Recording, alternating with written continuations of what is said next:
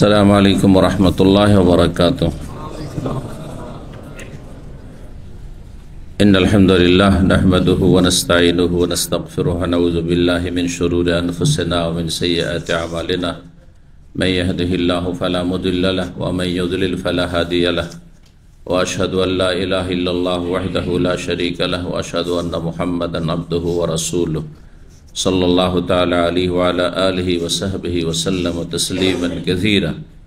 अम्मा बाद फ़क़द क़ाल इमाम अल-बुख़ारी रहमहुल्लाहु तआला बाबुल बुकाइ इंद क़िराअतिल क़ुरआन क़ाल हद्दसना सदक़तु क़ाल अख़बरना यहया अन सुफ़यान अन सुलैमान अन इब्राहीम अन अबीदता अन अब्दिल्लाह रज़ियल्लाहु तआला अन्हु क़ाल यहया बाज़ुल हदीस अन अम्र इब्न मुर्रा क़ाल ली अन्नबी सल्लल्लाहु अलैहि वसल्लम व हद्दसना मुसद्ददुन अन यहया अन सुफ़यान अनिल आमश अन इब्राहीम अन अबीदता अन अब्दिल्लाह क़ाल अल आमश व बाज़ुल हदीस हद्दसनी अम्र इब्न मुर्रा अन इब्राहीम व अन अबीहि अन अबी दुहा अन अब्दिल्लाह रज़ियल्लाहु तआला अन्हु क़ाल क़ाल रसूलुल्लाह सल्लल्लाहु अलैहि वसल्लम इक़रा अलैया क़ाल क़ुल्तु अक़रअु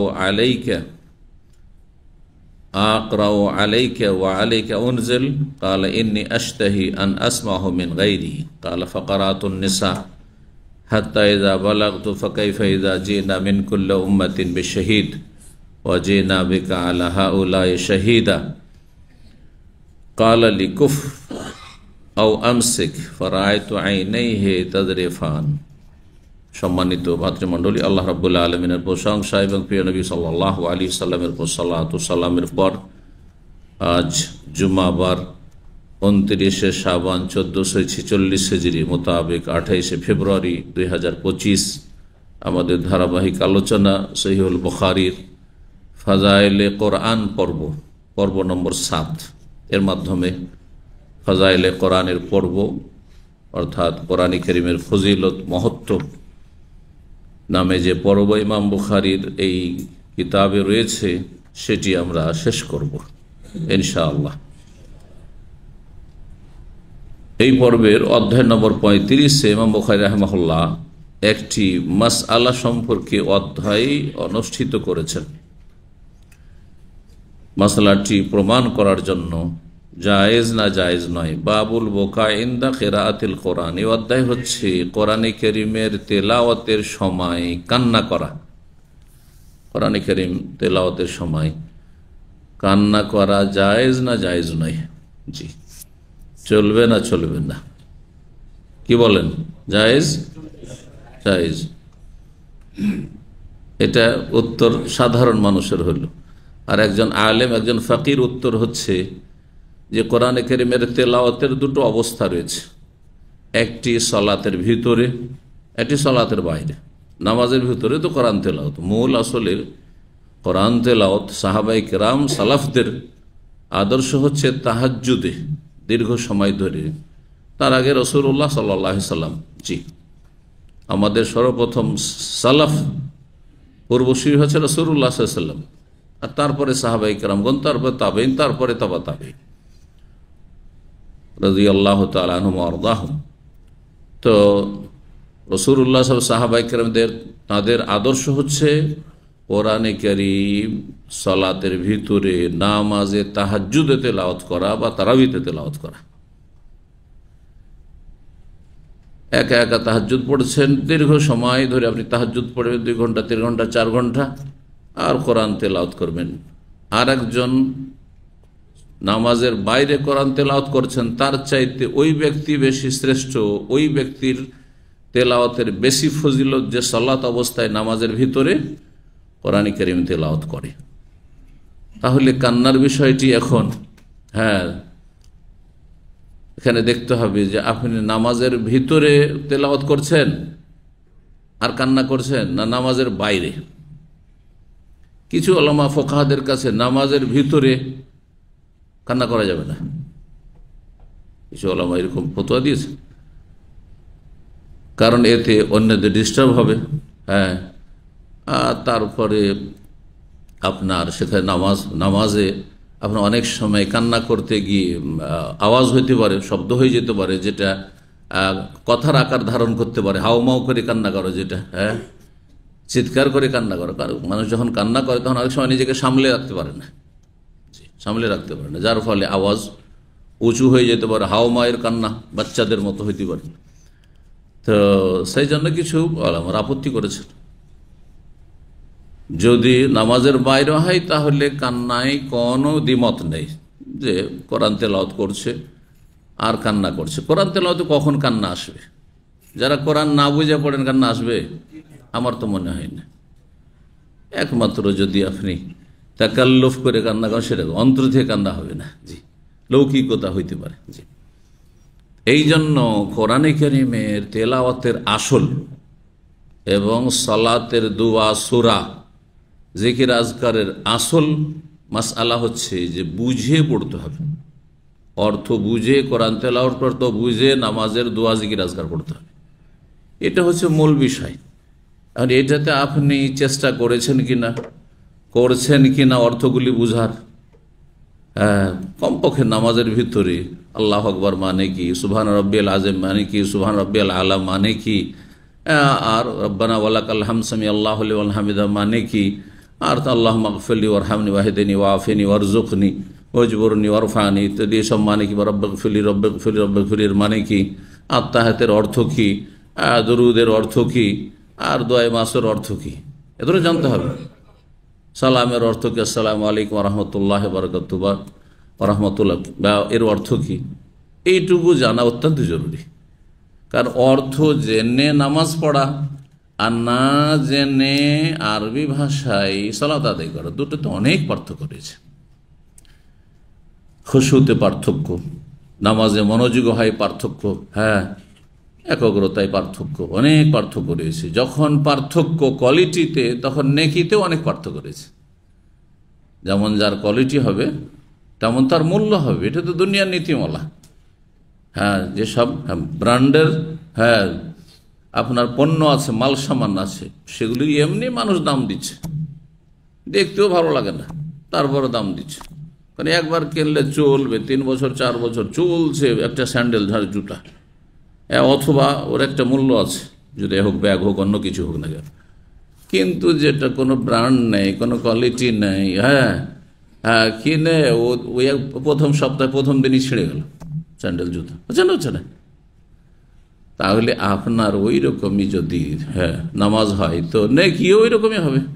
এই জন্য আমি সবসময় উৎসাহিত করব যে নামাজের দোয়া জিকির আজকারগুলি পড়বেন অর্থ বুঝে, যাতে আপনার নামাজের কোয়ালিটিটা অতি সুন্দর হয়, সবও পরিপূর্ণ হয়। এইরকমই কোরআনে কারীম তেলাওয়াত করবেন, অল্প হইল, খতম বেশি করা বেশি গুরুত্বপূর্ণ নয়, বরং অল্পই খতম করলাম, 1 খতমে দিলাম, 3 খতম 4 খতম 5 খতম না দিই, কিন্তু অর্থ বুঝে পড়লাম।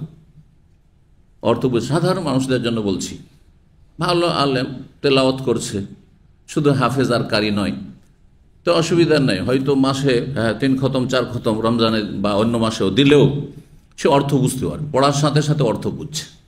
কিন্তু সেটা তো সাধারণ মানুষের জন্য, যে অল্প কিছু জ্ঞান অর্জন করছে, তার পক্ষে সম্ভব না। হয়তো কোরআন বুঝছে, কিন্তু আস্তে আস্তে আস্তে ধীরে পড়লে বুঝবে হয়তো কিছু, কিন্তু তাড়াতাড়ি করে পড়লে কিছু বুঝবে না, শুধু খতম যদি উদ্দেশ্য থাকে। তো শুধু খতম 3 খতম 4 খতমের চাইতে 1 খতম যদি করেন অর্থ বুঝে, 3 খতম 4 খতম করলেন অর্থ বুঝাবিহীন না বুঝে, আর একজন 1 খতমই দিলেন, অথবা 1 খতমও দিতে পারলেন না, কিন্তু 10টা পারা 20টা পারা পড়লেন, 15টা পারা পড়লেন আপনি, আর সেটা অর্থ বুঝে পড়লেন, আপনার নেকি বেশি, আপনার ফলাফল বেশি, আপনার কোয়ালিটি সুন্দর, আপনার রেজাল্ট বেশি। আপনার জীবনে কোরআনে কারীমের প্রভাব পড়বে, আপনার জীবনে ইনকিলাব, বিপ্লব আসবে। আপনি ভালো হলে আরও ভালো হয়ে যাবেন, আর মন্দ হইলে আপনি ভালোর দিকে চলে যাবেন। কিন্তু সিম্পল হাফেজ কারি কিছুই বুঝে না, লা রাইবা ফি হুদাল মুত্তাকিন, কিছুই বুঝলো না, এই কোরআনে সন্দেহ নেই, আর কোরআনের বিপরীত জীবনযাপন করছে, আর কর্মকাণ্ড রোজগার করছে, কোনো পরিবর্তন নেই। এত হেফজ করি, কষ্ট করি, তারপরে জীবনে কোনো পরিবর্তন নেই অধিকাংশ। তো এই জন্য আবার বলছি, কোরআনে কারীম বুঝে পড়তে হবে। কথা দূরে চলে গেল, আসল মাসলা হচ্ছে কোরআনে কারীম তেলাওয়াতের সময় কি করা, কান্না করা, সেটা নামাজের ভিতরে হোক নামাজের বাইরে তেলাওয়াত হোক, জায়েজ রয়েছে। কিন্তু নামাজের ভিতরে হলে নবী সাল্লাল্লাহু আলাইহি ওয়াসাল্লামের কান্নার সুন্নত, নবী সাল্লাল্লাহু আলাইহি ওয়াসাল্লাম কেঁদেছেন নামাজের ভিতরে, কিন্তু হাদিসে রয়েছে তার কান্নার আওয়াজটি হতো আজিজুন কা আজিজিল মিরজালে মিনাল বোকা, কান্নার আওয়াজটি হতো আপনার ফুটন্ত পানি যখন ভাত ফোটান অথবা আপনার প্রেশার কুকার ধরে, প্রেশার কুকার, তাহলে বেশি উদাহরণটা বুঝতে পারবেন। আপনার প্রেশার কুকার যখন ফুটছে সঁ করে আওয়াজ করছে না, শাঁ করে বা শোঁ করে আওয়াজ করছে, অথবা ফুটন্ত পানি যখন টকবক করে ফুটছে, জি, তখন একটা আওয়াজ হয় না শোঁ করে। তো ওই রকমই ভিতরে তার কান্নাটা ভিতরে থাকতো, কলবে হৃদয়ে, এখান থেকে কান্না হইতো। আর সেটাকে যথাসাধ্য চেপে রাখা, কান্নাকে যদি দমাবার চেষ্টা করে, চেপে রাখার চেষ্টা করেন তো একটু শাঁ করে আওয়াজ হবে, আশেপাশের লোক বুঝতে পারছে এই লোকটি কান্না করছে।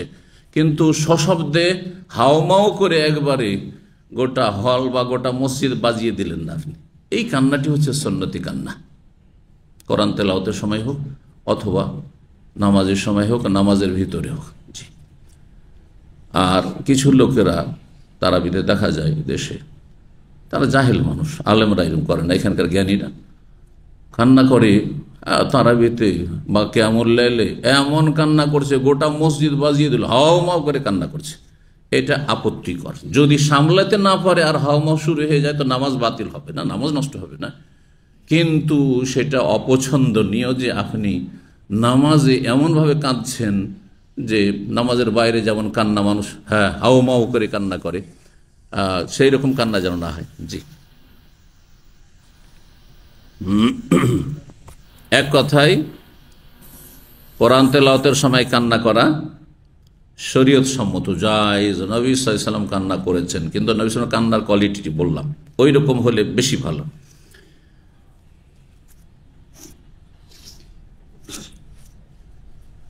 হাদিস নম্বর 5055।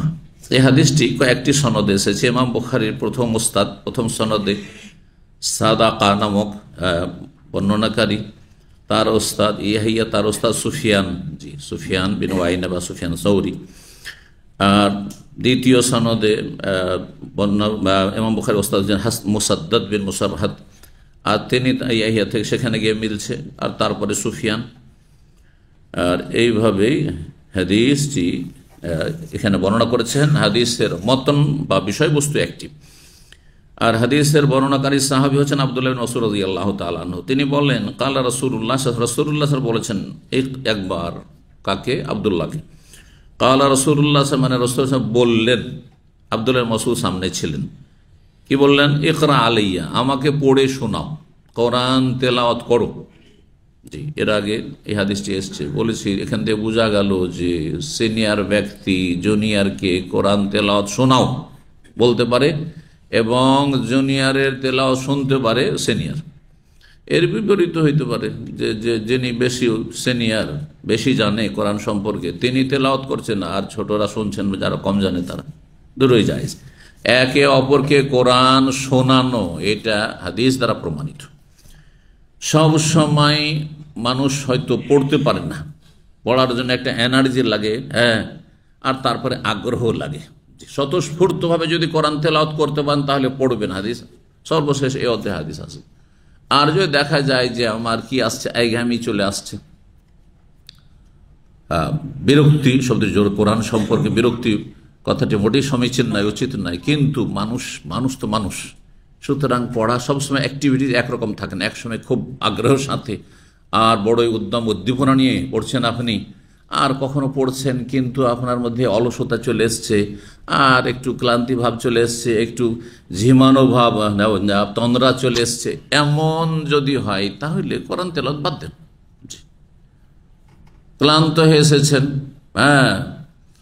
বসে থাকতে কষ্ট লাগছে, শুয়ে গেলেন লম্বা হয়ে, আর শুনতে লাগলেন যে শুনি এখন, তো শোনাও এবাদত আর তেলাওয়াত এবাদত, যদিও তেলাওয়াতে বেশি সব শোনার চাইতে কোরআন। তো রাসূলুল্লাহ বললেন ইকরা আলাই, আমাকে পড়ে শোনাম। কালা কুলতু, তখন আমি বললাম আকরাউ আলাইকা, আকরাউ আসলে ছিল আকরাউ, হামজা ইস্তেফহাম, আমি কি আপনাকে পড়ে শোনাবো? ওয়া আলাইকা উনজিল, অথচ কোরআন আপনার প্রতি সরাসরি নাযিল হয়েছে, আপনাকে আবার কি শোনাবো? আমি ছোট মানুষ, আমি আপনার কাছ থেকে কোরআন শিখেছি, আপনাকে কোরআন শোনাবো? এইভাবে জিজ্ঞেস করছেন ইবনে মাসউদ। কালা, নবী সাল্লাল্লাহু আলাইহি ওয়াসাল্লাম বলেন, ইন্নী আশতাহি আন আসমাহু মিন গায়রি। অন্যের রাত ইন্নী উহিব্বু, আমি আশতাহি মানে আমি আগ্রহী, আমার চাহিদা, মনের চাহিদা যে আমি অন্যের কাছ থেকেও কোরআনের তেলাওয়াত শুনি। তো মাঝে মাঝে অন্যের তেলাওয়াত শোনা বা অন্যের বক্তব্য শোনা, যতই বড় আলেম হন না কেন আর যতই বড় দায়ী হন না কেন, অন্যের বক্তব্য বা অন্যের তেলাওয়াত শুনলে আপনার ফায়দা আছে। কখনো কখনো নিজে বলে অতটা ফায়দা হয় না, ওই কথাগুলি তো অন্যের মুখ থেকে শুনলে আপনার আমার ওপর বেশি তার তাসির বা সুপ্রভাব পড়তে পারে। এজন্য মাঝে মাঝে আমি অন্যের বক্তব্য শুনি, জি, কিন্তু কার শুনি? যার কাছ থেকে আমি অতিরিক্ত কিছু এলেমের আশা রাখি, জি, অথবা কারো ভুলভ্রান্তি বিভ্রান্তি রয়েছে, সেটা থেকে জাতিকে সতর্ক সাবধান করার জন্য শুনতে হয়, সেটা ভিন্ন নিয়ত, জি, সেটাও নেকির কাজ। কিন্তু আপনি শুধু একটু টেস্ট করে বাড়াবেন, সাধারণ মানুষ যে বেদাতি মোল্লা, এই সুফিরও শুনি, আর এই ইখওয়ানি আপনার ওই যারা গদিবাদী, ধর্মকে আড় করে যারা গদির স্বপ্ন দেখে, তাদেরও ওয়াজ শোনেন, আর আপনি সালাফি আহলে হাদিস আলেমদেরও শোনেন, সব জগা খিচড়ি। আর যদি আপনাকে বলে যে আপনি কি করছেন, আপনি বেদাতির কেন ওয়াজ শুনছেন? বলছে আমি যেটা ভালো সেটা নিয়ে নেব। আরে বাবা, এতই যদি যোগ্য হবে, ভালো সেটা নিয়ে নেওয়ার যোগ্যতা, তাহলে তুমি শুনবেই কেন? তুমি এখানে শোনাবে বসে, বুঝতে পারছেন? এতটা যদি আপনার হক বাতিলে আর সহি গলতে পার্থক্য করার ক্ষমতা থাকবে যে আমি সবারই শুনবো, দেওবন্দিরও শুনবো, বেরলিরও শুনবো, আমি সবার শুনবো, আমি আর শিয়ারও শুনবো, সমস্ত তরিকতওয়ালারও শুনবো, আর যারা সালাফি আলে তাদেরও শুনবো, আর তারপরে যেটা ভালো হবে সেটা নিয়ে নেব। তাহলে এটা ডাক্তারের কাছে গিয়ে কেন করেন না? 5টা ডাক্তারকে জিজ্ঞাসা করে নেব, আর 5টা কি বলছে, আর তার মধ্যে থেকে যেটা ভালো ঔষধ মনে হবে ওইটা আমি ফার্মেসি থেকে কিনে নেব। করা যায় না? আমি একটু পরামর্শ নিয়ে নেবো, আমি ফাইলও খুলবো না, খরচও করবো না, কিচ্ছু করবো না। করা যায় না? কেন করেন না? করবেন। দুনিয়ার ক্ষেত্রে খুব চালাক চতুর নারী ভাই, একজন বিশ্বস্ত ডাক্তারের কাছ থেকে আমাকে প্রেসক্রিপশন নিতে হবে, লিখে নিতে হবে, তারপরে তিনি যেইভাবে গাইড করবেন সেইভাবে আমাকে আমল করতে হবে, সেইভাবে ওষুধগুলো সেবন করতে হবে, সেটা ভালো করে বুঝছেন। কিন্তু ভালো দক্ষ আলেমের কাছ থেকে আমাকে আকীদা নিতে হবে, মানহাজ নিতে হবে, ফতোয়া নিতে হবে, জায়েজ না জায়েজ নিতে হবে, এইটা বুঝেন না। উনিও তো সহি আকিদার বলে দিয়ে আপনি নিজের দায়িত্বকে এড়িয়ে গেলেন, চলবে না? মোটেই চলবে না। আপনাকে যোগ্য ব্যক্তির কাছ থেকে আপনাকে জানতে হবে। ফাসআলু আহলা যিকরি ইন কুনতুম লা তা'লামুন বিল বায়িনাতি ওয়াজ জুবুর, দলিল এবং অকাট্য প্রমাণ। আর দলিল হচ্ছে কাল আল্লাহ কাল রাসূল, আল্লাহ এবং রাসূলের কথা কার কাছে বেশি রয়েছে এবং কারটা বেশি শক্তিশালী মনে হচ্ছে। এতটা কিন্তু হিতাহিত জ্ঞান আল্লাহ সবাইকে দিয়েছে, যে একজন দলিল ভিত্তিক কথা বলছে, আরেকজন বিনা দলিলের কথা বলছে, আর একজন ভুল বেশি করছে, একজনের হয় মানুষ মাত্রায় ভুল হতে পারে কিন্তু ভুল খুব কম আছে। এইগুলো জিনিস কমন সেন্সে বুঝার আবার প্রত্যেককে আল্লাহ ক্ষমতা দিয়েছেন, যতই আপনি মূর্খ হন না কেন, অশিক্ষিত হন না কেন, এটাকে আপনাকে কাজে লাগাইতে হবে। কারণ আখেরাতটা আপনার গরজ আগে, দুনিয়ার গরজে কিন্তু সব বুঝছেন যে দাম্মাম এই প্লেসগুলোতে কোন ব্যবসাটা ভালো চলবে, যারা ব্যবসায় নামতে যান সব বুঝছেন কোন সময় কোন ব্যবসা চলবে, কোন জায়গায় কোন ব্যবসা চলবে, এখানে এই ব্যবসা চলবে না, ভালো করে বুঝছেন, তারপরে আপনি ব্যবসা শুরু করছেন। দুনিয়া বোঝার জন্য এত চেষ্টা করছেন, আর দিন বোঝার জন্য আপনি কোনো চেষ্টা না করে বলবেন যে আমার কি দোষ, আর হুজুরেরই বিভিন্ন মত বলছে তো আমার কি দোষ, কোনো একটা ধরেই নিলাম আমি, জান্নাত পেয়ে যাবেন অত সহজে? না, মোটেই পাবেন না। আপনাকে সর্বাত্মক চেষ্টা করতে হবে জান্নাতে পৌঁছার জন্য এবং সিরাতে মুস্তাকিমে চলার জন্য। তো রাসূলুল্লাহ সাল্লাল্লাহু আলাইহি ওয়াসাল্লাম বললেন যে আমি অন্যের কাছ থেকে শোনা পছন্দ করি। কালা, ইবনে মাসউদ বলছেন, ফাকারাতুন নিসা, সূরা নিসা পাঠ করতে লাগলাম। শুরু থেকে পাঠ করতে করতে আয়াত নম্বর 41 পর্যন্ত পৌঁছিলেন, যেখানে রয়েছে ফাকাইফা ইযা জিনা মিন কুল্লি উম্মাতিন বিশাহিদ, কি অবস্থা হবে হে নবী যেই দিন আল্লাহ বলছেন আমি প্রত্যেক উম্মতের একজন করে সাক্ষী নিয়ে আসব, যেই সাক্ষী উম্মতের বিপক্ষে সাক্ষী দেবে, যেই উম্মতরা দাবি করেছে আমি ওই নবীর উম্মত কিন্তু নবীর আদর্শ ফলো করেনি, তাহলে যারা নবী সাল্লাল্লাহু আলাইহি সাল্লামের ছেড়ে যাওয়া ইসলাম 1400 বছর আগে যেই ইসলাম ছিল মদিনার ইসলাম, সেই ইসলাম পালন করেনি, বিভিন্ন বিদাতে জড়িয়ে গেছে, বিভিন্ন তরিকতে জড়িয়ে গেছে, বিভিন্ন রকমের ধ্যান ধারণায় তারা বিশ্বাসী, যেই ইসলাম সাহাবায়ে কেরাম জানতেন না, মিলাদুন নবী জানতেন না, শবে বরাত জানতেন না, রজব মাসের শবে মেরাজের বিদাত এসব জানতেন না, নিয়ত পড়া জানতেন না রোজার জন্য আর নামাজের জন্য, এসব জানতেন না সাহাবায়ে কেরামরা, বুঝা গেছে। আর একামতের দিন মানে ক্ষমতা, এইসব সাহাবায়ে কেরাম জানতেন না। একামতের দিন মানে তৌহিদ থেকে, লা ইলাহা ইল্লাল্লাহ থেকে শুরু হবে, আর এইসব ইসলাম পালন করেছেন, তাদের বিরুদ্ধে সাক্ষী দেবেন নবী। প্রত্যেক নবী নিজ নিজ উম্মতের বিভ্রান্ত যারা, ডানে বা বিভ্রান্ত, তাদের বিরুদ্ধে বিপক্ষে সাক্ষী দেবেন। আল্লাহ বলছেন এই আয়াতে কি অবস্থা হবে সেই হাসরের মাঠে। আল্লাহ বলছেন ইযা জিনা মিন কুল্লি উম্মাতিন বিশাহিদ, প্রত্যেক উম্মতে যখন এক একজন সাক্ষী আমি নিয়ে আসবো, ও জিনা বিকা আলা হাউলাই শাহিদ, হে নবী তোমাকেও নিয়ে আসবো আমি আলা হাউলাই, এই লোকদের ওপর, এই যে তোমার উম্মত, শেষ উম্মত তোমার, এদের বিপক্ষে নিয়ে আসবো শাহিদান, সাক্ষী করে। তোমাকেও সাক্ষী দিতে হবে, তোমাকেও সাক্ষী দিতে তাদের বিরুদ্ধে যে এরা আমার তরিকাই ছিল না, আমার আদর্শ মানেনি, সাক্ষী দিতে হবে। নবী সাল্লাল্লাহু আলাইহি সাল্লাম রহমাতুল লিল আলামিন, আল্লাহ বলছেন বিশ্বজাহানের জন্য তিনি রহমত। বিশ্বজাহানের মধ্যে সবচেয়ে শ্রেষ্ঠ হচ্ছে মুসলিম, আর বিশ্বজাহানের মধ্যে পোকা মাকড় কীট পতঙ্গ পশু পাখি, নবী সাল্লাল্লাহু আলাইহি সাল্লাম সমস্ত সৃষ্টির জন্য রহমত। আলামিন, আল্লাহ ছাড়া যা কিছু আছে সব কিছুই হচ্ছে আলামের অন্তর্ভুক্ত। আলাম মানে জগৎ, যিনি রহমতুল্লাহ বিশ্ব জগতের জন্য রহমত, তিনি নিজের উম্মতের বিরুদ্ধে সাক্ষী দিতে বাধ্য হবেন হাসরের মাঠে।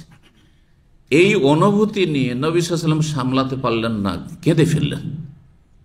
জি, বলছেন ইবনে মাসউদ, নবী সাল্লাল্লাহু আলাইহি ওয়াসাল্লাম যখন এই আয়াতে আমি পৌঁছিলাম তখন তিনি বলেন কুফা, থেমে যাও, আও আমসেক, থেমে যাও।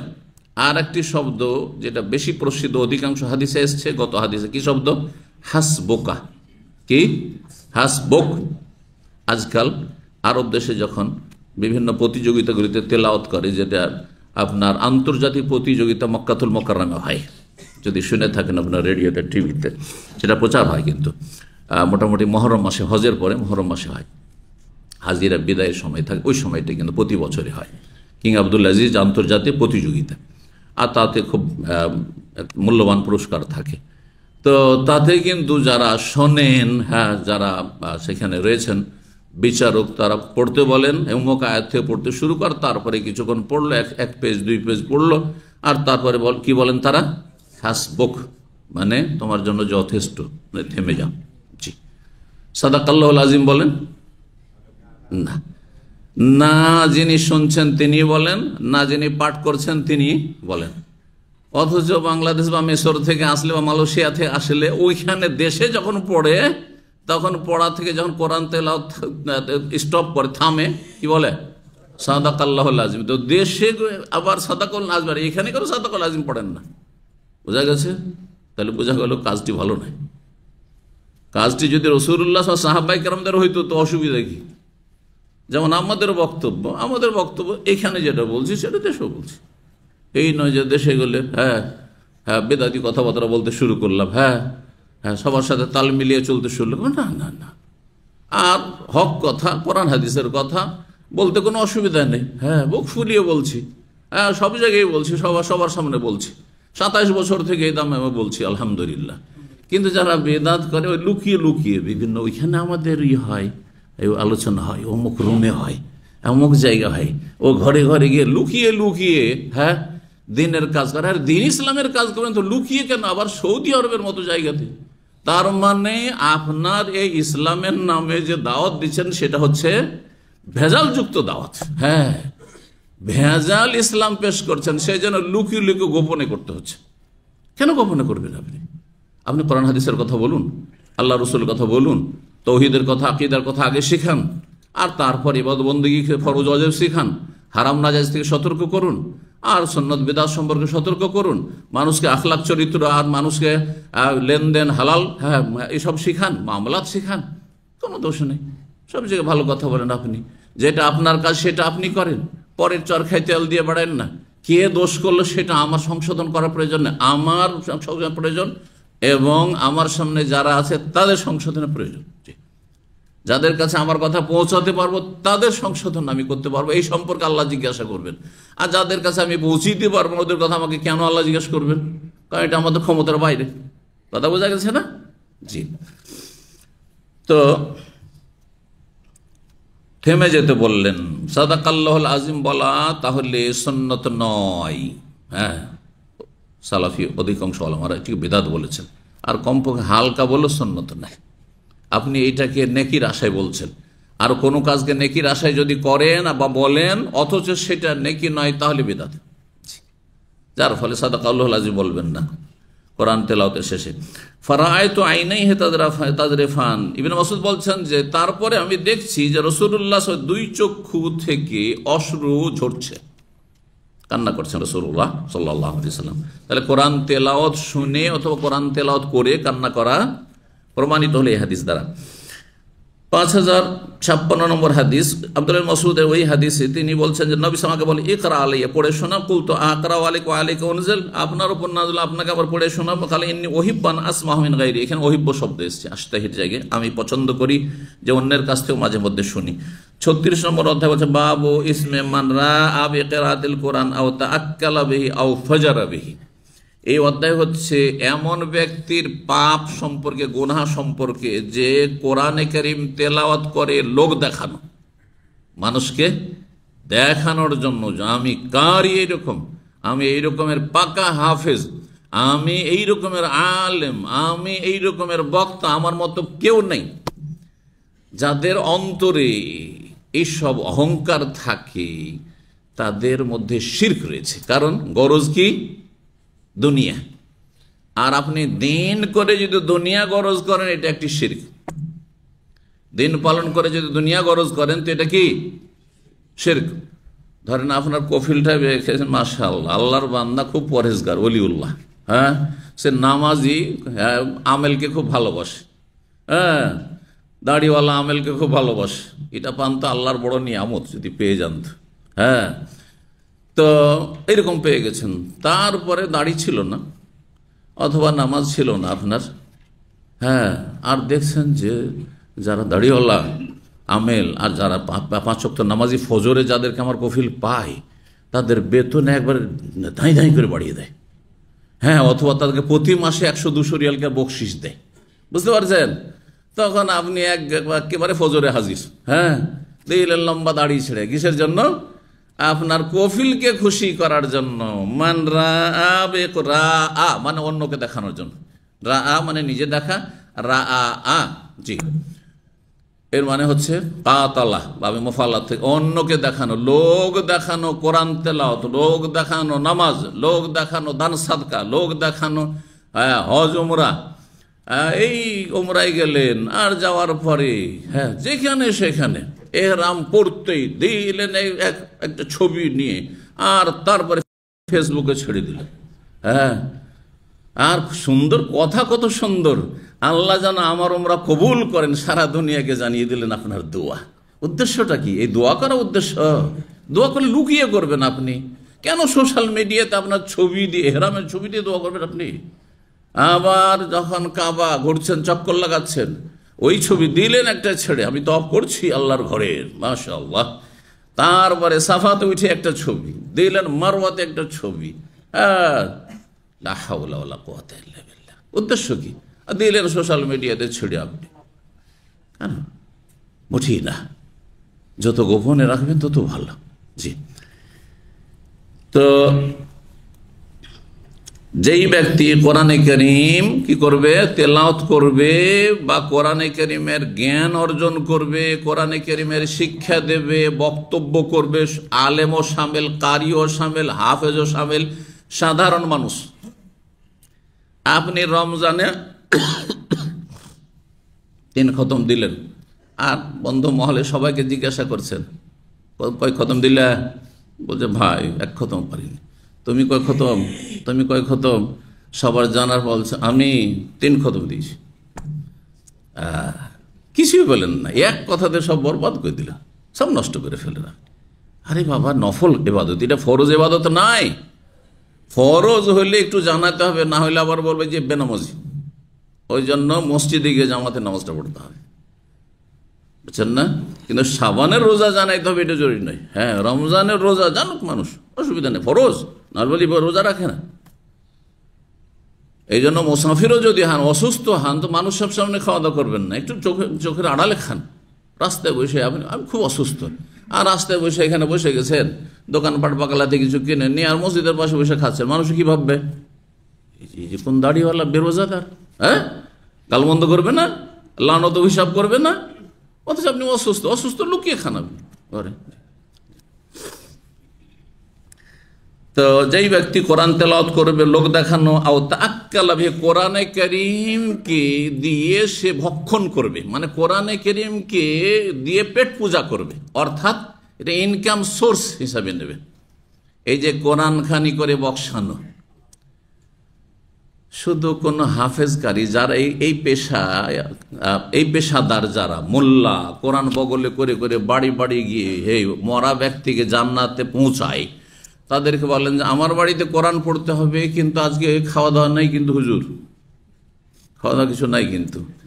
আর বলেন আমার বাড়িতে কোরআন পড়তে হবে, কিন্তু বকশিস দিতে পারবো না, টাকা পয়সার টানাটানি আছে, এটা বলে দেন, দেখেন কয়জন আসে। তার মানে এই কোরআন খানি কিসের জন্য? ইবাদতের জন্য, আল্লাহকে রাজি করার জন্য। কিসের জন্য? পয়সার জন্য আর পেটের জন্য, ভালো ভালো খাওয়ার জন্য। আর তা আক্কালা বেহি, যে কোরআন দিয়ে যে পেট পূজা করবে, খাবে, আকালা থেকে তা আক্কালা।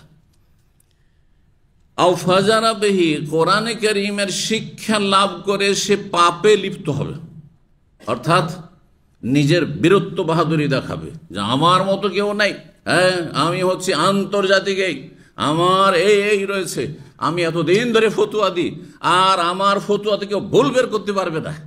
ফাজারা বেহি বলি, জি এসব কি অহংকার? আপনাকে আল্লাহ কোরআনের জ্ঞান দিয়েছেন, এটা তো আল্লাহর এহসান অবদান, আমাকে দিয়েছেন, এটি আল্লাহর এহসান, আমাকে না দিয়ে আপনাদেরকে দিয়ে দিতে পারতেন, আল্লাহ আর একটা কোন গরিবকে দিয়ে দিতে পারতেন। এটা আল্লাহ শুকরিয়া আদায় করা উচিত। না, আমার মতো কেউ নেই, আমি যা বলি এতে ভুল হইতে পারে না, নাউজুবিল্লাহ।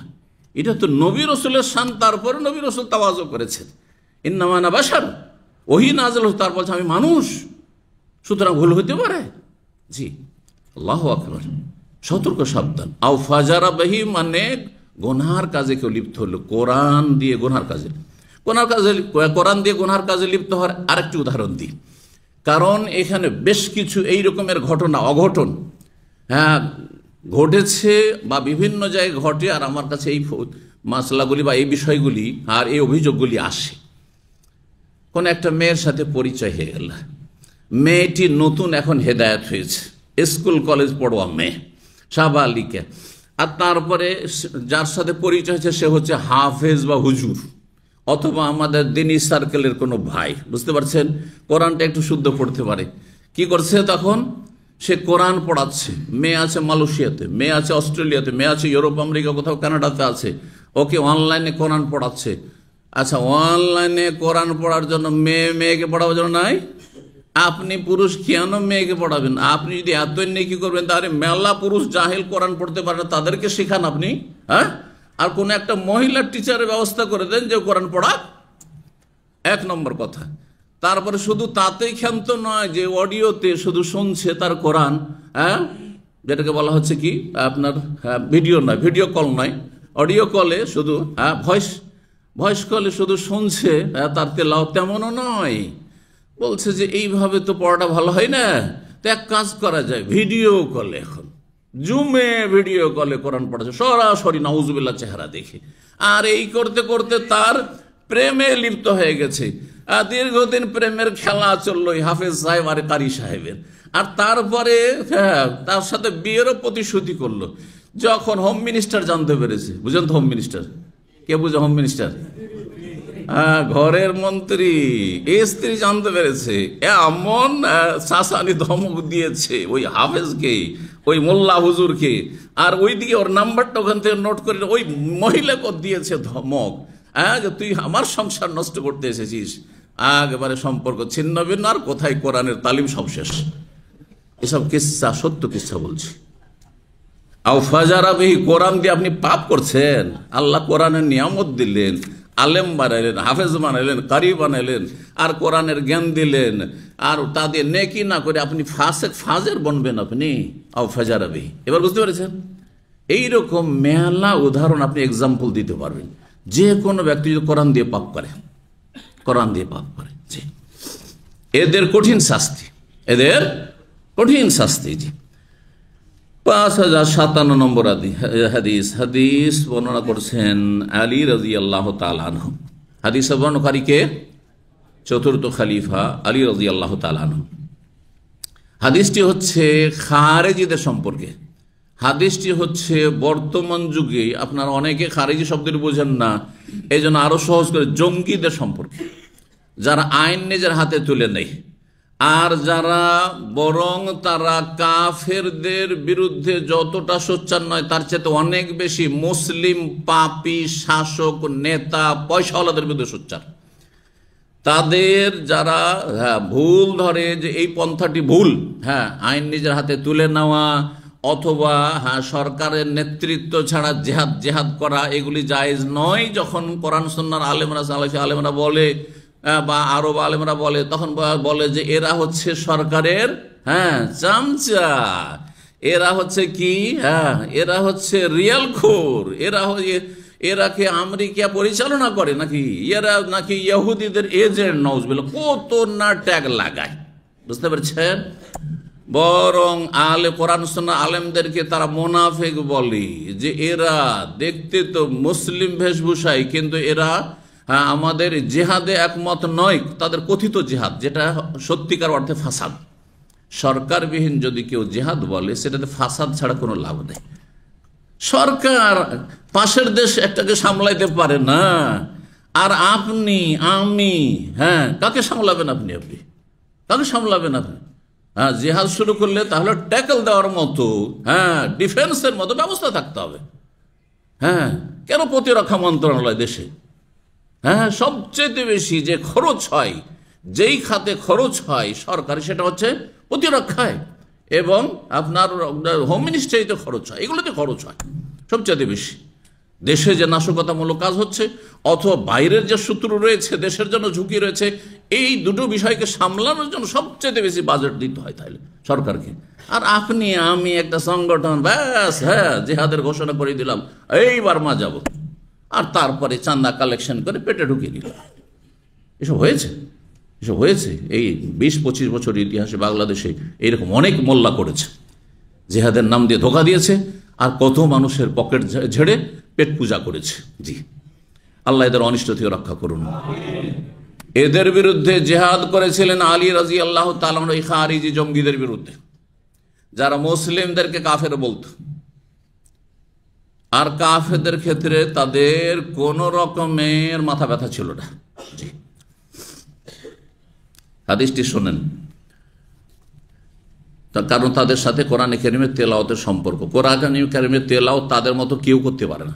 এত পরোজি, বাহ্যিক তারা এত পরোজি, এত মুসল্লি, যে যতই বড় আলেম আর আল্লাহওয়ালা হোক, তাদের নামাজ রোজার কোরআন তেলাওয়াত দেখে নিজের আমলকে তুচ্ছ মনে করবে। হাদিসে রয়েছে। জি, বলছেন আলী রাদিয়াল্লাহু তাআলা আনহু, সামি'তু নবী সাল্লাল্লাহু আলাইহি ওয়াসাল্লাম ইয়াকুল, আমি নবী সাল্লাল্লাহু আলাইহি ওয়াসাল্লামকে বলতে শুনেছি, ইয়াতি ফি আখিরি জামানে কওমুন, শেষ যুগে এমন একটি জাতি আসবে, হোদাসাউল আসনান, হোদাসা হাদিসের বহু বচন, তার মানে হচ্ছে 90।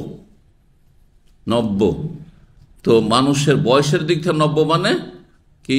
যুবক, অল্প বয়সী। জি, আসনান সিন্নের বহু বচন, আর সিন্নন মানে বয়স, আয়ু। সিন্নন মানে দাঁত হয়, আর সিন্নন মানে বয়স হয়। জি, বছর পার হইলে বয়স হয়, আর এই জন্য বছরকে সানাতুন বলা। তো হোদাসাউল আসনান, তারা অল্প বয়সী হবে। তারা কি হবে? এই জাতিটা আগামীতে আসবে, নবী সাল্লাল্লাহু আলাইহি ওয়াসাল্লামের জামানায়, সাহাবায়ে কেরামদের জামানায় ছিল না, এমন একটা যুগ আসছে শীঘ্রই। আর সেটি উসমান রাদিয়াল্লাহু তাআলা জামানা থেকে শুরু হয়ে গিয়েছিল। উসমান রাদিয়াল্লাহু তাআলা এই জঙ্গিরাই শহীদ করেছিল, মুসলিম খলিফায়ে রাশেদকে শহীদ করেছিল, নির্মমভাবে হত্যা করেছিল মসজিদে রাসূলুল্লাহ সাল্লাল্লাহু আলাইহি ওয়াসাল্লাম পাশে কোরআন তেলাওয়াতের অবস্থায়। জি, এই জালেম বাগী এই আপনার জঙ্গিরা।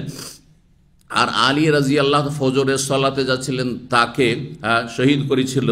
ইবনে মুলজাম, সে বড় কারি ছিল, হাফেজ ছিল, আর মিশরে সে কোরআনের দীর্ঘদিনের শিক্ষক ছিল। কথা বুঝতে পারছেন? কিন্তু এই হতভাগা জঙ্গি তার হাতে, এই হাফেজ কারির হাতে খুন হয়েছেন আলী রাদিয়াল্লাহু, সেই যুগের সবচেয়ে শ্রেষ্ঠ মানুষ। তাহলে তারা কত বেশি ইসলাম এবং মুসলিম উম্মার জন্য ক্ষতিকর, ধ্বংসাত্মক চিন্তা করেন এই জঙ্গিরা। জঙ্গিরাই সুযোগ করে দিয়েছে কাফের ইহুদি নাসারাদের জন্য, মুসলিম দেশগুলির আক্রমণ করার জন্য, মুসলিমদেরকে জঙ্গি ট্যাগ লাগানোর জন্য, দাড়িওয়ালাদেরকে বদনাম করার জন্য, ধার্মিক লোকদেরকে বদনাম করার জন্য। যার ফলে শুধু তারাই নয়, বরং মুসলিম দেশের যারা গোয়েন্দা সংস্থা, তাদের মগজ ধোলাই করে দিয়েছে যে দাড়ি দেখলে কিন্তু সন্দেহ করে, দাড়ি মানে জঙ্গি হইতে পারে, দাড়ি মানে দাড়ির তলায় বম রাখা থাকতে পারে। কথা বুঝতে পারছেন? মানে তাদেরকেও কনভিন্স করে দিয়েছে, যার ফলে মুসলিম দেশে গেলেও দাড়ি নিয়ে হয়রানি হইতে হয়। এর পিছনে কি কাজ করেছে? ওই যে জঙ্গি কিছু কথিত ইসলামপন্থী, কিন্তু এরা আসলে জঙ্গি, ইসলামের শত্রু, ঘরের শত্রু। এরা দাড়ি নিয়ে আমাদের সাকাল সুরাত নিয়ে গিয়ে বম ব্লাস্টিং করেছে। তখন তো সরকারের লোক যারা গোয়েন্দা বিভাগ, তারা তো বুঝতে পারছে না যে কোন দাড়িওয়ালা হচ্ছে সহি আকীদা মানহাজের, যারা এগুলো করে না। ইসলাম যেহেতু এগুলো সমর্থন করে না, অশান্তি এবং বিশৃঙ্খলা, আল্লাহু লা ইউহিব্বুল ফাসাদ, আল্লাহ বলছেন আল্লাহ ফাসাদ পছন্দ করেন না। আর এর মুসলিম দেশের বম ব্লাস্টিং করে, 63টা ডিস্ট্রিক্টে 63টা বম পেতে রেখে দিল। এগুলো ইসলামের কাজ নাকি? কখনো ইসলামের কাজ নয়। ইসলাম এবং মুসলিম বিশ্বের সবচেয়ে বেশি ক্ষতি করেছে এই জঙ্গিরা, ফাসাদিরা। যে সতর্ক, সাবধান। ইসলামের জেহাদ আছে, কিন্তু তার শর্ত আছে। যেমন ইসলামের রোজা আছে, তার শর্ত আছে না? শর্ত নাই? নাবালকের রোজা আছে, ফরজ। আচ্ছা, অসুস্থ লোকের রোজা আছে, স্থায়ী রোগীর রোজা আছে না ফিদিয়া আছে? আচ্ছা, মুসাফির মানুষের রোজা আছে না ছাড় আছে, তোমার অন্য সময় রেখে নিও? তাহলে এগুলো হচ্ছে শর্ত রোজা ফরজ হওয়ার জন্য। আচ্ছা, গরিব মানুষের যাকাত আছে, গরিব মানুষের হজ আছে। এখানে 20 বছর থাকলেন, কিন্তু মাসে যা ইনকাম করছেন সব খেয়ে দিয়ে শেষ হয়ে যাচ্ছে, সংসার চালাতে হিমশিম খাচ্ছেন, আপনার হজ ফরজ? তাহলে হজ ফরজ হওয়ার জন্য শর্ত আছে, আপনার রোজা ফরজের শর্ত রয়েছে, সমস্ত কিছু ফরজের জন্য শর্ত। জিহাদের জন্য কোনো শর্ত নেই, কন্ডিশন নেই।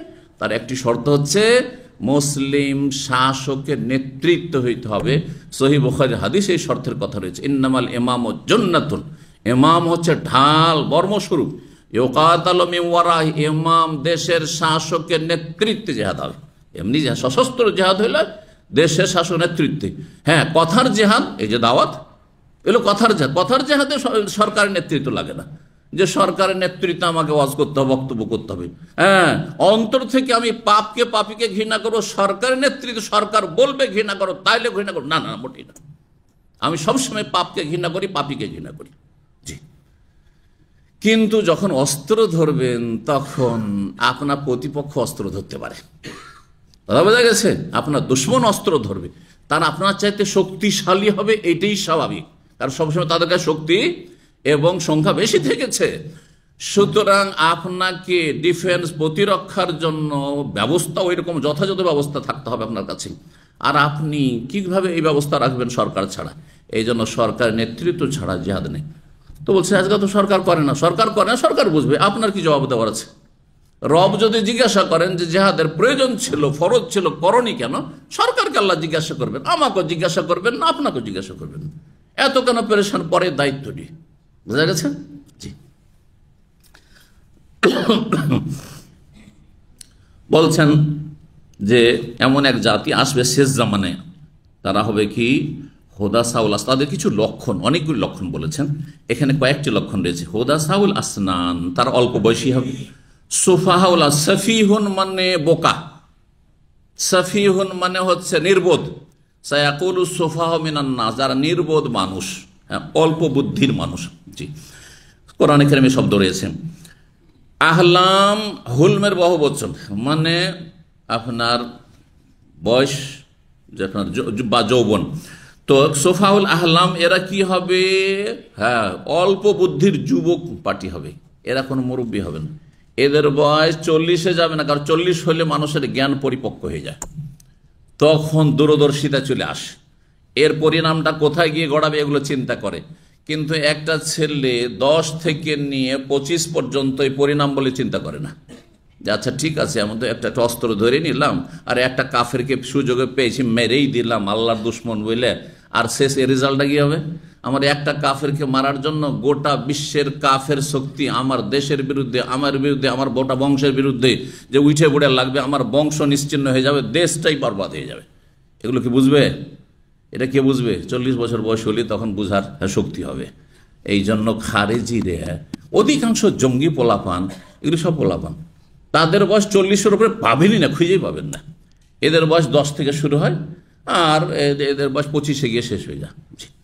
এরা হচ্ছে জঙ্গি। এই সময়কালে যদি চরমপন্থী হয়ে যায়, খারেজি হয়ে যায়, তাহলে বড়ই ফিতনা আপনার ছেলে মেয়েদের জন্য। এই ফিতনা থেকে যেমন ছেলে মেয়েকে বাঁচাইতে হবে, তেমনি আর একটি বড় ফিতনা হচ্ছে নাস্তিকতার ফিতনা থেকে বাঁচাইতে হবে। এই সময়টা যদি ছেলে নাস্তিক হয়ে যায়, সেকুলার হয়ে যায়, বেদিন হয়ে যায়, পরকাল সম্পর্কে সন্দিহান হয়ে যায়, ওই ছেলেকে আর নামাজ রোজা ধরাইতে পারবেন না, দিন ধরাইতে পারবেন না। দুটোই বড় ফিতনা, শুধু একদিকে নজর দিলে হবে না। হ্যাঁ, তো বলছেন যে এরা কি হবে? অল্প বুদ্ধির হবে। ইয়াকুলুনা মিন খায়রি কওলিল বারিয়াতি, এরা সৃষ্টির সবচাইতে সেরা যিনি, তার কথাগুলি বলবে। সৃষ্টির সবচাইতে বেশি সেরা বা সবার সেরা কে? হ্যাঁ, সবার সেরা কে?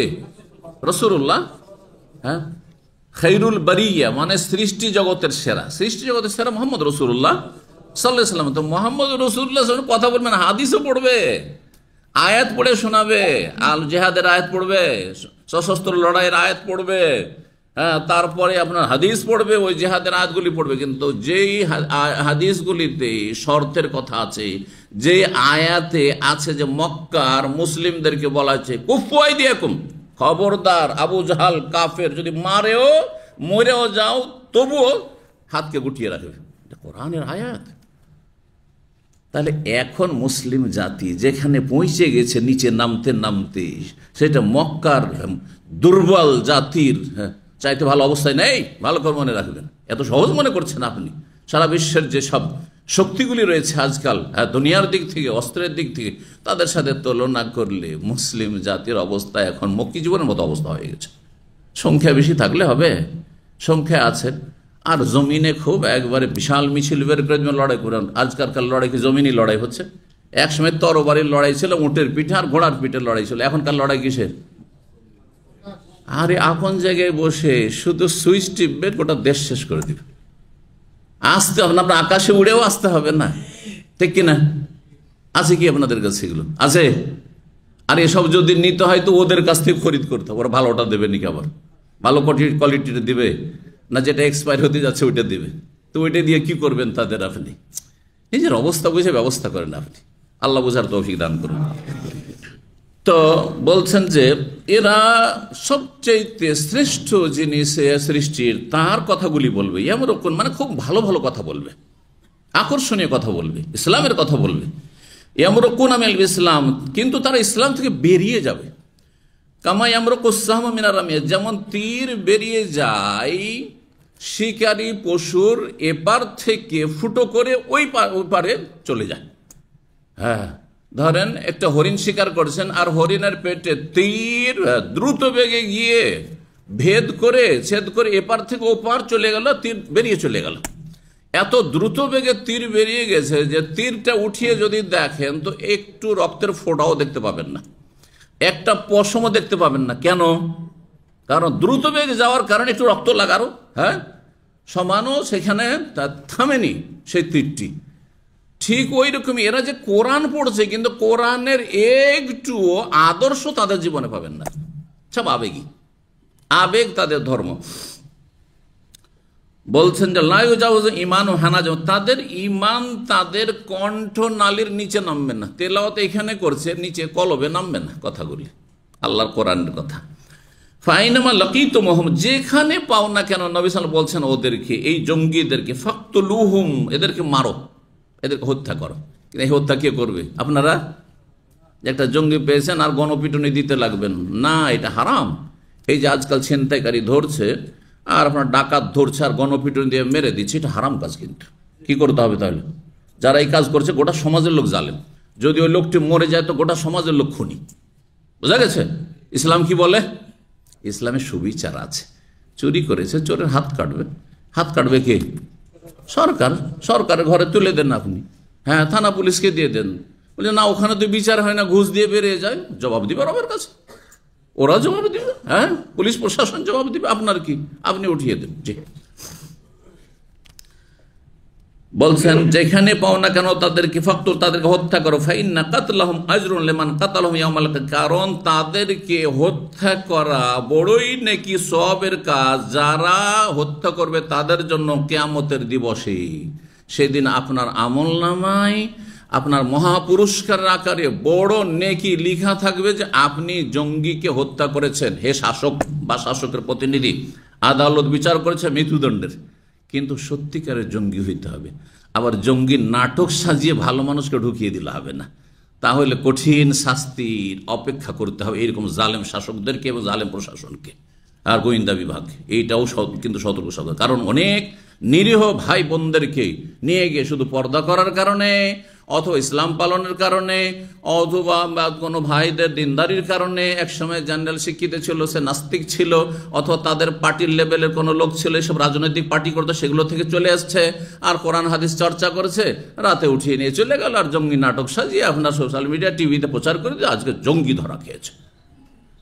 এরা অভিশপ্ত, এরা বড় জালেম, এরা আসামির কাঠগড়ায় কিয়ামতের দিন জাহান্নামে থাকবে এবং তাদের নেকি তো এমনিতেই নেই এইসব জালেমদের। আর সেই দিন এইসব মজলুমদের গুনহার বোঝাগুলি নিয়ে সেই দিন আরও বেশি জাহান্নামের ইন্ধন হবে এইসব জালেমগুলো। আল্লাহ তাদের অনিষ্ট থেকে রক্ষা করেন। তো 5058 নম্বর হাদিস বর্ণনা করেছেন আবু সাঈদ আব্দুর রহমান আবু সাঈদ খুদরি রাদিয়াল্লাহু তাআলা আনহু থেকে। তিনি বলেন, সামিআতু রাসূলুল্লাহ, আমি রাসূলুল্লাহ বলতে শুনেছি।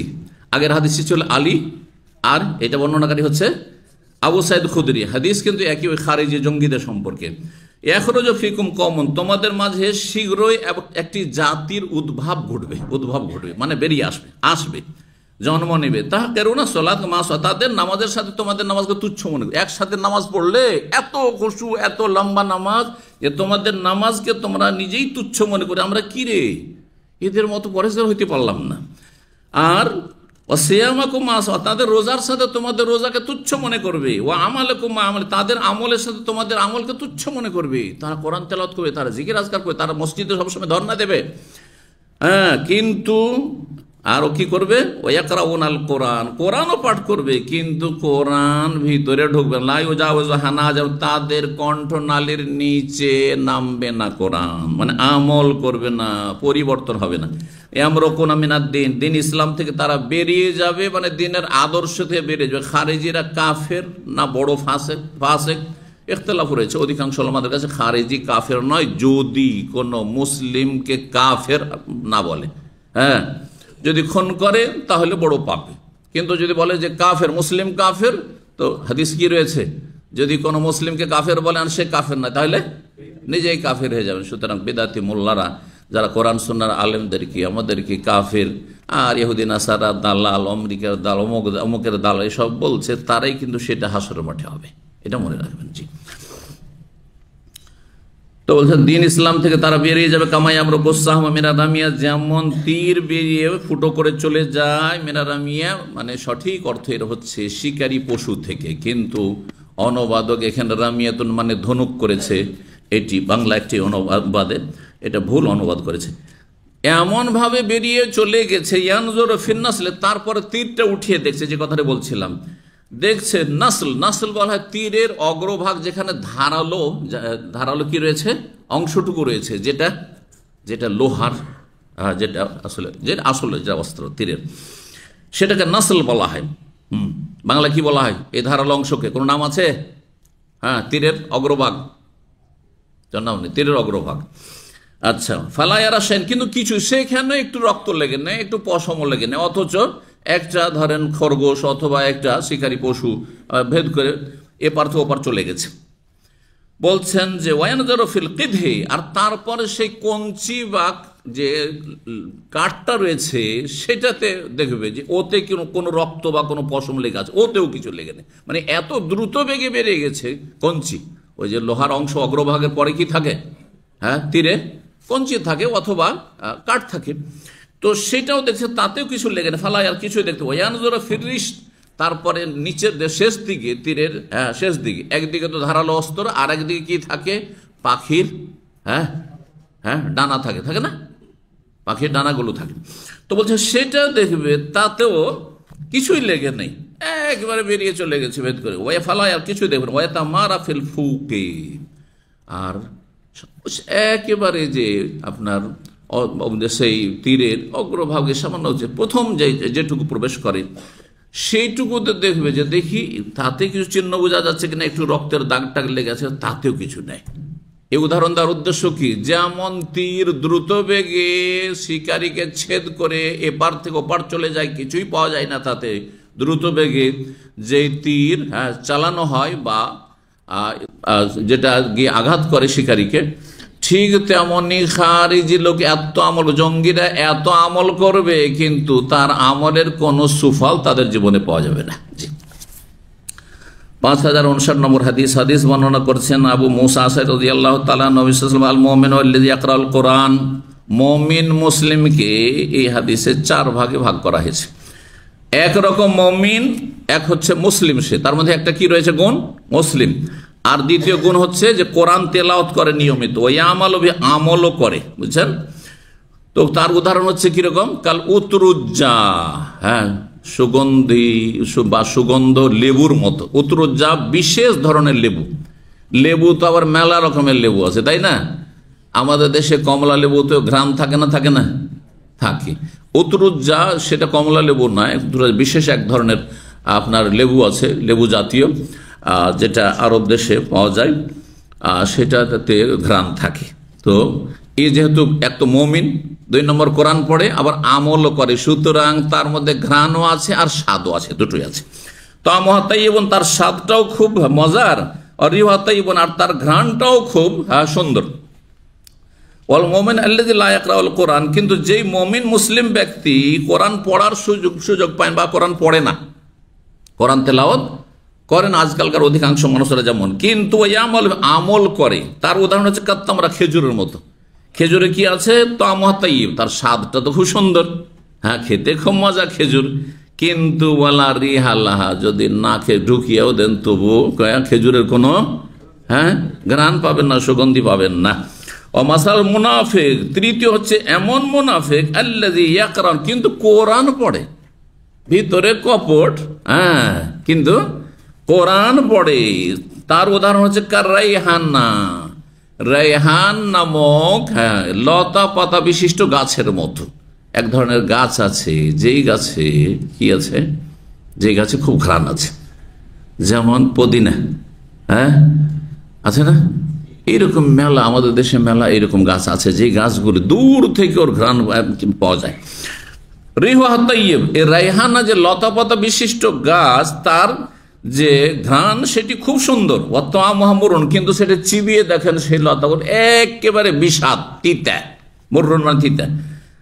চতুর্থ মুনাফিক আল মুনাফিক আল্লাযী লা ইয়াকরাউ, মুনাফিক কোরআনও পড়ে না আর আমলও করে না।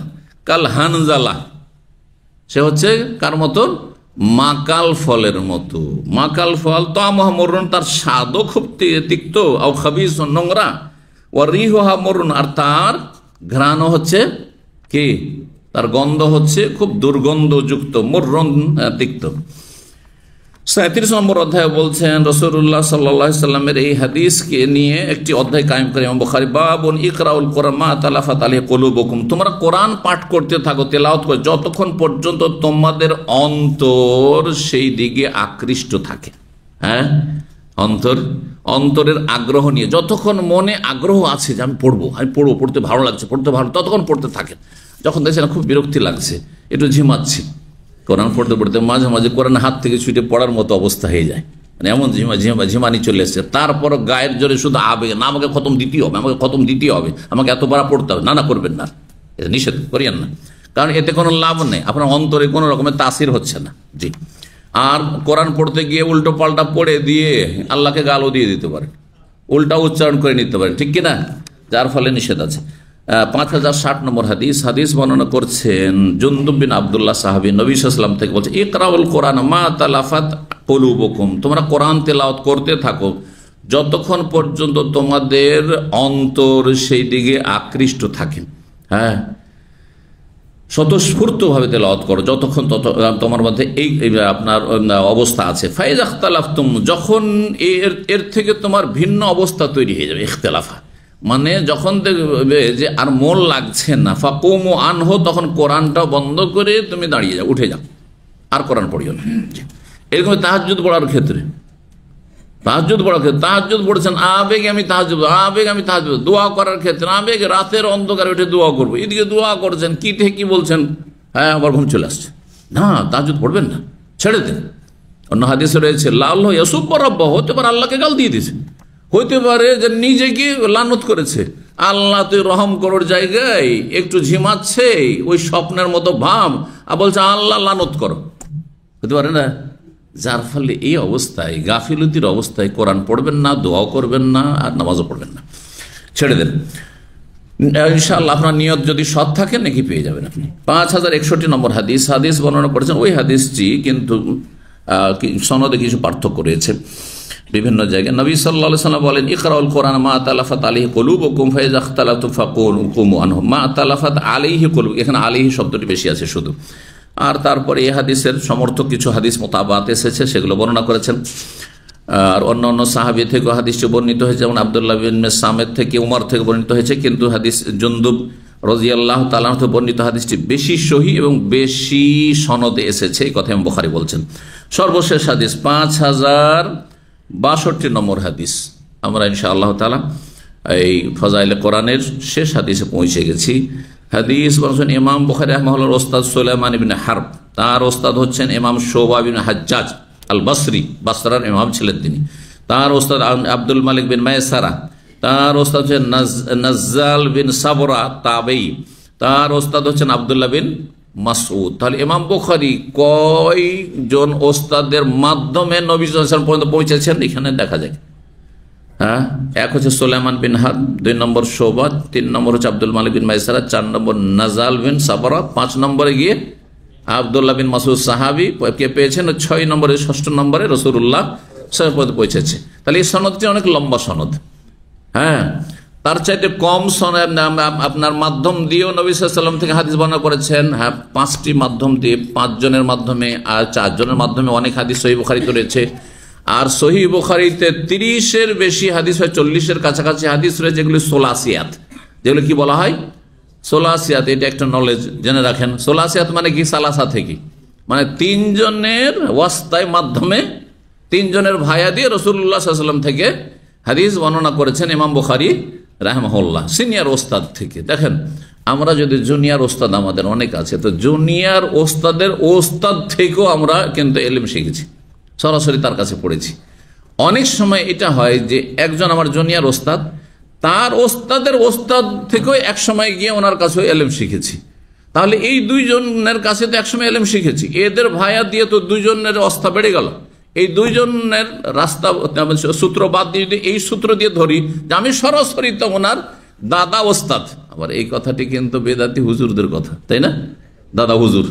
হ্যাঁ, এই পীরদের কি আছে, একটা বর্তমান কারেন্ট হুজুর, তারপরে তার বাপ যে পীর ছিল ও হচ্ছে বাবা হুজুর, আর তার যে দাদা ছিল কি দাদা হুজুরে কিবলা। এদের কিবলা এই যে কত আছে আল্লাহ ভালো জানে। আলহামদুলিল্লাহ, আমাদের রবও এক, কিবলাও এক, কোরআনও এক, আর ইসলামও এক, আর তরিকাও এক, নবীও এক, আর আমাদের কথাবার্তাও এক, যে কাল আল্লাহ, আল্লাহ যা বলেছেন, রসুল যা বলেছেন, সাহাবায়ে যা আমল করেছেন, বুঝেছেন। এবার বুঝতে পেরেছেন ইসলাম কত সহজ। এত সহজ ইসলামকে আর মেলা তরিকাতে নিয়ে গিয়ে একবারে ছিন্ন ভিন্ন করে রেখে দিয়েছে। ইসলাম বোঝা এত মুশকিল হয়ে গেছে যে বিভ্রান্ত হয়েও জাহান্নামের রাস্তা দিয়ে থেকে গেছে জনগণ। এই জন্য ওইসব পথগুলো বাদ দেন। ওইসব পথগুলি খুব ঝুঁকিপূর্ণ পথ, ওগুলি চোর ডাকাতের পথ, ওগুলি হচ্ছে ছিনতাইকারীর পথ। মানে শয়তান, ইবলিশ শয়তান ছিনতাইকারীর পথ, জাহান্নামের দিকে নিয়ে চলে যাবে। সব পথ বাদ দিয়ে সোজা রাসূলুল্লাহ সাল্লাল্লাহু আলাইহি ওয়াসাল্লামের তরিকা ধরুন। আল্লাহ তৌফিক দান করুন। তো হাদিসটি 5062 নম্বর হাদিস বর্ণনা করেছেন আব্দুল্লাহ ইবনে মাসউদ রাদিয়াল্লাহু তাআলা। তিনি বলেন, আন্নাহু সামিয়া রাজুলান ইয়াকরাউ আয়াতান। তিনি একবার জনৈক ব্যক্তিকে একটি আয়াত পাঠ করতে শুনলেন। লোকটি একটি আয়াত তেলাওয়াত করছিল, যে আয়াতটি সামিআন নবী সাল্লাল্লাহু আলাইহি ওয়াসাল্লাম, তিনিও নবী সাল্লাল্লাহু আলাইহি ওয়াসাল্লাম স্বয়ং শুনেছেন। কারা খেলাফা, কিন্তু যেই লোকটি পাঠ করছে ইবনে মাসউদের সামনে, সে নবী সাল্লাল্লাহু আলাইহি ওয়াসাল্লাম থেকে যেইভাবে উচ্চারণগুলি শুনেছেন তার ভিন্ন তরিকায় পাঠ করছেন। তেলাওয়াতটি তার কি ছিল? ভিন্ন তেলাওয়াত ছিল। বলছেন যে আমি শুনে দেখলাম যে এত ভুল ভাল পড়ে যাচ্ছে, সুতরাং একে আর ছাড়লাম না। বলছে ফাখাযতু বিয়াদি, তার হাতটা ধরলাম যে চলো নবীর কাছে সাল্লাল্লাহু আলাইহি ওয়াসাল্লাম। ফান্তালাকতু বিহি ইলান নবী, তাকে নিয়ে চললাম নবীর কাছে। কে বলছেন? ইবনে মাসউদ রাদিয়াল্লাহু তাআলা আনহু। কারণ সে যদি এরকম ভুল করে তো সেও জাহান্নামে যাবে, আর আমার সামনে ভুল পড়ছে, আমি যদি সংশোধন না করি তো আমাকে তো আল্লাহ আসামের কাঠ করে হাজির করবেন যে ও জানছিল না, ভুল পড়েছিল, কেন সংশোধন করে দাওনি। আর এখানে সমাধানের জন্য যেখানে গেলে আর কোনো ঝগড়া দ্বন্দ্ব থাকবে না, রাসূলুল্লাহ স্বয়ং জীবদ্দশায় বেঁচে আছেন, সুতরাং চলো নবীর কাছে চলো, যেটা ঠিক বলে সেটা পড়তে হবে, তোমারটা ভুল মনে হচ্ছে আমাকে। জি, বলছেন যে তাকে নিয়ে নবী সাল্লাল্লাহু আলাইহি ওয়াসাল্লাম কাছে চললাম টানতে টানতে। ফাকালা, তখন নবী সাল্লাল্লাহু আলাইহি ওয়াসাল্লাম দুইজনের কাছে শুনলেন, দুইজনের কাছেই শুনলেন তেলাওয়াত। তারপর কেলা কোমা মোহসেন, তোমাদের উভয়েই সুন্দর পড়েছে। আহসানা ইউহসেন মানে সুন্দর করা, লিয়াবলুয়াকুম আইয়ুকুম আহসানু আমাল। আহসান থেকে মোহসেন, অনেকের নাম কিন্তু মোহসেন আছে। মোহসেন মানে কি? মোহসেন মানে যিনি সদাচরণকারী, যিনি ভালো করেন, হ্যাঁ, যিনি ভালাই করেন, যিনি কল্যাণ করেন, হ্যাঁ, যিনি হিতাকাঙ্ক্ষী ইত্যাদি। মেলা বাংলায় তার ভাব অর্থ প্রকাশ করা যেতে পারে। কেলাকুমা মোহসেন, তোমাদের উভয় দুইজনেই হ্যাঁ সুন্দর তেলাওয়াত করেছ, সুন্দর পড়েছো, মানে ওরটাও ঠিক তোমারটাও ঠিক। হ্যাঁ, আবার আজকাল এইরকম তরিকা চলছে কোনো কোনো জায়গায়, না? বেদাতও ঠিক আর সুন্নতও ঠিক। সহবরাত করছেন, চল ওটাও ঠিক, সহবরাত বেদাত, চলেন আপনারটারও দলিল আছে, হ্যাঁ, যাতে সমাজের সবাইকে খুশি রাখা যায়। যদি আপনার গ্রামে একটু পয়সাওয়ালা হন অথবা সৌদি আরবে থাকেন আর মসজিদের ইমাম সাহেব মোল্লা যদি আপনার কাছ থেকে কিছু চাঁদা মান্দা পায় তো আপনারটাকে বাতিল বলবে না, কিন্তু কি বলবে? ভিতর ভিতর গ্রামবাসীকে বলে দিবে যে ও কিন্তু সৌদি থেকে ওয়াহাবি হয়ে এসছে, খবরদার ওর কথা শুনবে না, আর ওকে এক ঘরে করে রাখবে, শুনবে না। কিন্তু ওর কাছ থেকে যেহেতু চাঁদা মাদা নিতে হবে, সেই জন্য ও যখন সামনে আসবে কিন্তু আমি বলবো ওদেরকে, হ্যাঁ, যে হ্যাঁ তোমারটাও ঠিক, এটাও ঠিক, এইটারও দলিল আছে, বলে না? হ্যাঁ, কিন্তু যদি স্বার্থ না থাকে, ধরেন আপনি গরিব মানুষ, বেশি চাঁদা দিতে পারেন না, অথবা চাঁদা মাদা দেন না আপনি, হ্যাঁ, ওদের মসজিদে বা মাদ্রাসায় বা কিছু বকশিস ওই হুজুরকে ইমাম সাহেবকে দেন না, তখন দেখেন কেমন শত্রুতা করে। আমাদের অনেক ভাইয়েরা আবেগে এখান থেকে অনেক কিতাবাদি কিনে নিয়ে গিয়ে, আরে সহিহ বুখারী বাংলা ঢাকা থেকে কিনেছে, বাংলা তরজমা মুসলিম কিনেছে, আর এখান থেকে মেলা কিতাব নিয়ে গেছে, নিয়ে যাওয়ার পর একটা সেলফ তৈরি করে দিয়েছে, একটা আলমারি সেলফ তৈরি করে মসজিদে রেখে দিয়ে চলে এসছে। আর তারপরে পরের বছর যাচ্ছে তো আলমারিও গায়েব আর কিতাবও গায়েব। কোথায় গিয়েছে? বলছে মসজিদের স্টোরে ঢুকিয়ে রেখে দিয়েছে ভিতরে, যাতে কেউ না পড়ে আর এই সহি রাস্তায় না আসে, ওদের বেদাতি তরিকা দিয়ে থাকে, মিলাদি কিয়ামি হয়েই থাকে। বুঝতে পেরেছেন? জি, এটাই করে তারা। জি, আল্লাহ তাদের হেদায়েত দান করুন। তো না, যখন দলিল আছে তখন বলবো দুটাই ঠিক, সব ক্ষেত্রে দুটোই ঠিক না। হ্যাঁ, বোঝা গেছে? যেমন একামতের ক্ষেত্রে দলিল আছে যে সৌদি আরবে যে একামত, একরা একামত, এটাও ঠিক, আর হানাফি মজহাবের যে দোহরা একামত, ডবল ডবল একামত বাক্যে, সেটাও ঠিক। কিন্তু বলবেন রফায়দানও ঠিক আর রফায়দান না করাও ঠিক, আমিন জোরে বলাও ঠিক, আসতেও ঠিক না, বল একটা সহি আর একটা দুর্বল। যেখানে যেটা ঠিক সেটা ঠিক বলতে হবে, সব জায়গায় সবটাই ঠিক নয়। জি, যেমন জানাজাতে শুধু এক সালাম, ডান দিকে সালাম দেওয়ারও হাদিস সহি, সেটাও ঠিক, যেমন সৌদি আরবে করছে হাম্বলিরা অথবা এখানে সালাফিরা।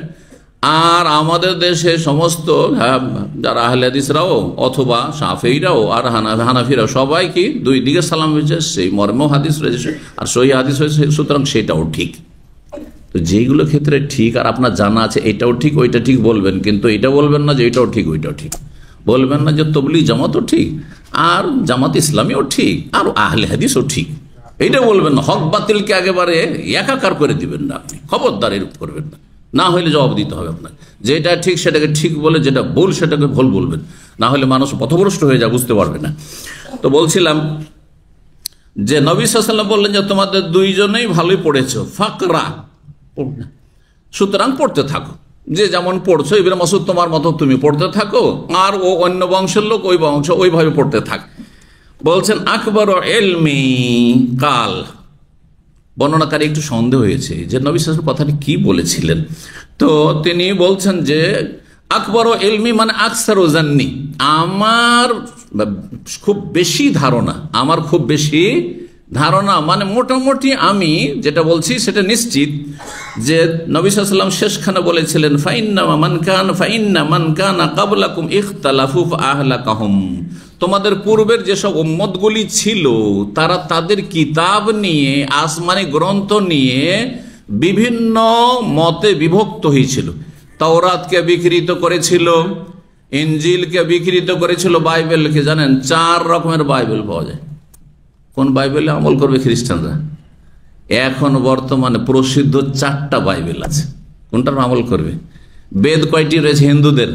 যদিও বেদ আসমানি কিতাব নয়, হ্যাঁ, ইনজিল আসমানি কিতাব, হ্যাঁ, কিন্তু সেটা বিকৃত আর রহিতকৃত, মনসুখ।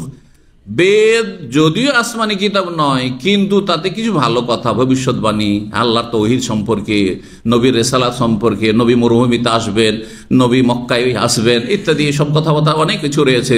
নবী সাল্লাল্লাহু আলাইহি ওয়াসাল্লাম মখতুন হবেন, খাতনা করা, তার উম্মত তার অনুসারীরা হবে লিঙ্গা ছেদি, এইসব কথা রয়েছে। আজ খাতনা হবে, বুঝছেন তো, তাই না? সংস্কৃত ভাষা থেকে কিন্তু বাংলা বেরিয়ে এসছে, যার ফলে যারা ভালো বাংলা বুঝে তারা কিন্তু অনেকটাই সংস্কৃত, অনেক শব্দ বুঝবে, যদিও সংস্কৃত এখন মৃত ভাষা, কিছু কিছু ভাষা প্রাচীন ভাষা যেগুলো মৃত হয়ে গেছে। যাই হোক, কি বলছিলাম যে দেখেন এই 4টা বেদ, একটি বেদ আর একটি বেদ থেকে একেবারে ভিন্ন।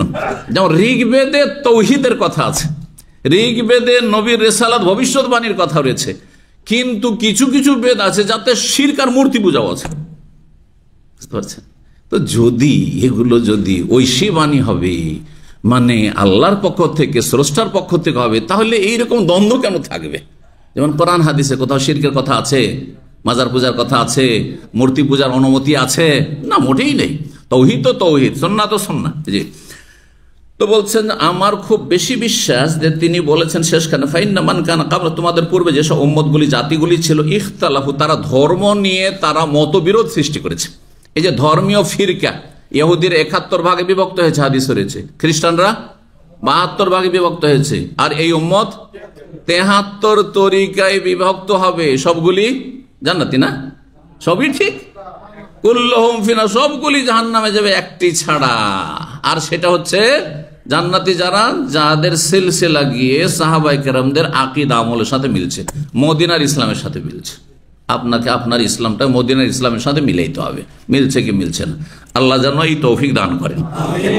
তো পূর্বের জাতিরা যারা ছিল তারা আপোষে বিভেদ সৃষ্টি করেছিল ধর্ম নিয়ে, দুনিয়া নিয়ে নয়। জমি জায়গার বিবাদ তো সব যুগে হয়ে থাকে, দুনিয়ার পয়সা নিয়ে তো ঝগড়া সব জায়গায় হয়ে থাকে, কিন্তু ধর্মীয় বিষয়ে তারা বিভেদ সৃষ্টি করেছিল। ফাআহলাকাহুম, সুতরাং আল্লাহ তাদেরকে ধ্বংস করে দিয়েছিলেন। ধ্বংস 2 রকম, একটা হচ্ছে ধ্বংস করা মানে শেষ করে দেওয়া দুনিয়া থেকে, আল্লাহর আযাব দিয়ে, আসমানি আযাব, জমিনে গজব দিয়ে, এটাও একটি অর্থ। আর একটি অর্থ সবচেয়ে বড় ধ্বংস হচ্ছে ঈমান ধ্বংস হয়ে যাওয়া। দেখেন, কোন মানুষ যদি আসমান জমিনের কোন বালা মুসিবতে মরেও যায়, ধ্বংস হয়ে যায়, কিন্তু তার তাওহীদ আর সুন্নাহটা, ঈমানটা যদি ঠিক থাকে, কোথায় যাবে? জান্নাতে যাবে। কিন্তু ঈমান যদি ধ্বংস হয়ে যায়, হ্যাঁ, ধরেন ইসলামের নামে সে দেওয়ানবাগীর মুরিদ, ইসলামের নামে সে আটরসির মুরিদ, ইসলামের নামে সে মাইজ ভান্ডারীর মুরিদ, ইসলামের নামে এইসব বিভিন্ন পীরদের মুরিদ, তাহলে তার কি ধ্বংস করেছে? পীর মরিদি পীরতন্ত্রে জড়িত হয়েছে, বিশ্বাসী হয়েছে, সুতরাং তার ঈমান ইসলাম ধ্বংস হয়ে গেছে। কি হয়েছে? ঈমান ইসলাম ধ্বংস হয়েছে। ঈমান ইসলাম যে ধ্বংস হয়ে যে অবস্থায় মরে তো যাবে কোথায়? জাহান্নামে যাবে। তো তারা ধ্বংস হয়েছে মানে জরুরি নয় যে তারা ধ্বংস হয়েছে মানে তাদেরকে আল্লাহ হালাক করেছেন, বরং তাদের ঈমান ধ্বংস হয়ে গেছে, তাদের ইসলাম ধ্বংস হয়েছে, তাদের ধর্ম ধ্বংস হয়েছে। সুতরাং সর্বনাশ করেছে, আখিরাত সর্বনাশ করেছে। এটা হচ্ছে সবচেয়ে বড় ধ্বংস হওয়া। এখানে আজকের আলোচনা শেষ করছি। জাযাকুমুল্লাহু খাইরান। ওয়া সাল্লাল্লাহু আলা নবিয়িনা মুহাম্মদ ওয়া আলা আলিহি ওয়া সাহবিহি আজমাইন।